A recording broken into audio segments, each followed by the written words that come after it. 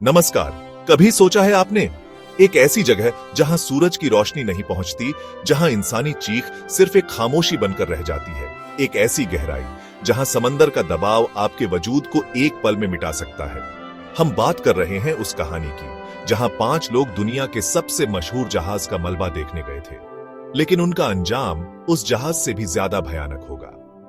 उनकी यात्रा सिर्फ 90 मिनट की थी, लेकिन उनकी जिंदगी का सफर 7 मिनट पहले ही खत्म हो गया। ये 7 मिनट ही इस कहानी का सबसे बड़ा राज है। यह कहानी है टाइटन की, एक छोटी सी पनडुब्बी जो इतिहास देखने निकली थी और खुद इतिहास बन गई। मैं आपका दोस्त सुमित श्रीवास्तव ले चलूंगा उस सफर पर। हम पर्दा उठाएंगे हर राज से। हम जानेंगे टाइटन की पूरी कहानी, शुरू से लेकर उस भयानक अंजाम तक। अगर आप अनसुलझे राजों में दिलचस्पी रखते हैं, इस चैनल को सब्सक्राइब करना न भूलें। आइए शुरू करते हैं। यह कहानी शुरू होती है एक जुनून से, समंदर की गहराइयों को नापने का जुनून, इतिहास को अपनी आंखों से देखने का जुनून। OceanGate company founder Stockton Rush, उनका मकसद लोगों को यह जुनून दिखाना।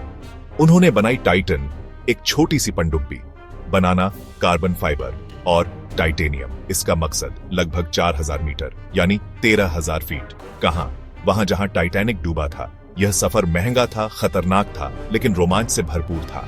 टाइटन का डिजाइन विवाद की वजह बना। ऐसी गहराइयों में आमतौर पर स्टील या टाइटेनियम यूज होता है। टाइटन का ज्यादा हिस्सा कार्बन फाइबर से बना था। रश का कहना, नया मटेरियल सस्ता और आसान बना होगा। एक्सपर्ट्स ने चेतावनी दी, कार्बन फाइबर बार बार इतने दबाव झेलने के लिए नहीं बना। हर सफर के साथ ढांचा कमजोर हो सकता है।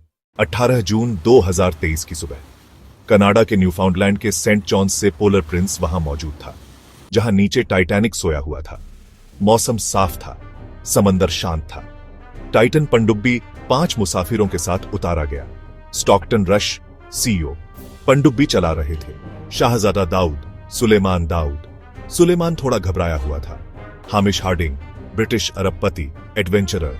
पॉल हेनरी नार्जियोलेट, पुराने French navy commander, Titanic expert. उनको मिस्टर टाइटैनिक कहा जाता था। 37 बार मलबे तक जा चुके थे।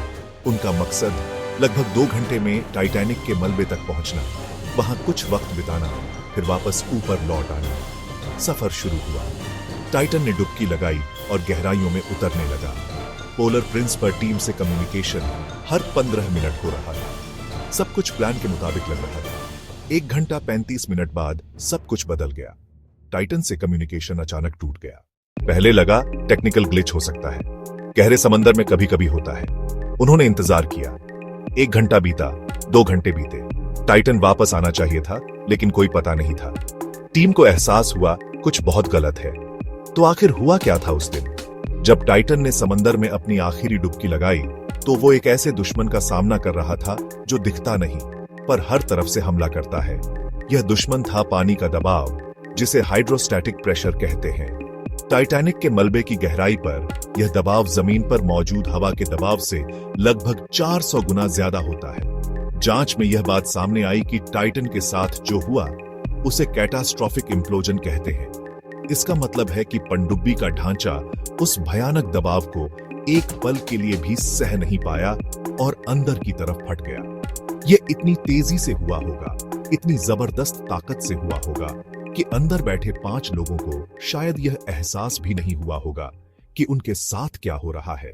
इस हादसे में 5 लोगों ने अपनी जान गंवाई। सबसे पहले थे स्टॉकटन रश, 71 साल के, ओशन गेट के फाउंडर और सीईओ।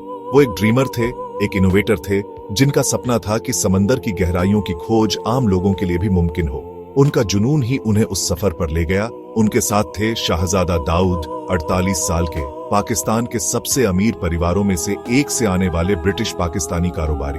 वो अपने 19 साल के बेटे सुलेमान दाऊद के साथ इस सफर पर थे। खबरों के मुताबिक सुलेमान इस सफर पर जाने से डर रहा था। उसे इसकी सुरक्षा पर यकीन नहीं था, लेकिन फादर्स डे का मौका था और वो अपने पिता को खुश देखना चाहता था, इसलिए वो राजी हो गया।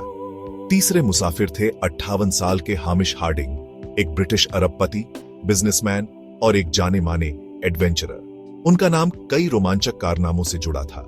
आखिरी शख्स थे 77 साल के पॉल हेनरी नार्जियोलेट। वो एक लेजेंड थे। फ्रेंच नेवी में 25 साल सेवा देने के बाद उन्होंने अपनी जिंदगी टाइटैनिक को समर्पित कर दी थी। जैसे ही यह साफ हो गया कि टाइटन के साथ कोई भयानक हादसा हुआ है, एक इंटरनेशनल जांच शुरू कर दी गई। इस जांच की जिम्मेदारी यूनाइटेड स्टेट्स कोस्ट गार्ड ने ली। 22 जून 2023 को एक रिमोटली ऑपरेटेड व्हीकल ने टाइटैनिक के मलबे से लगभग 16,000 फीट दूर टाइटन का मलबा ढूंढ निकाला। जब टाइटन का मलबा मिला तो एक बड़ा सवाल यह उठा, क्या इस पूरे मलबे को समंदर से बाहर निकाला जाएगा? लेकिन सच्चाई यह है कि पूरे मलबे को बाहर निकालना लगभग नामुमकिन है। इसलिए उस जगह को उन 5 आत्माओं की आखिरी आरामगाह के रूप में देखा जा रहा है। उन्हें वहां छोड़ देना उनकी स्मृति का सम्मान करने जैसा है। तो टाइटन की कहानी से हम क्या सीखते हैं? यह सिर्फ 5 अमीर लोगों की मौत की कहानी नहीं है। यह एक चेतावनी है, एक सबक है जो हम सबके लिए है। वो 5 लोग जो टाइटैनिक का अंजाम देखने गए थे, उनका अपना अंजाम बहुत अचानक और भयानक था। उनकी कहानी अब हमेशा टाइटैनिक की कहानी के साथ जुड़ी रहेगी। अगर आपको यह वीडियो पसंद आया, like, share, subscribe, bell icon को भी दबा दें ताकि हमारी अगली कहानी की सूचना आप तक सबसे पहले पहुंचे। अगली बार मिलेंगे एक और नए राज के साथ। तब तक के लिए अपना ख्याल रखें। नमस्कार।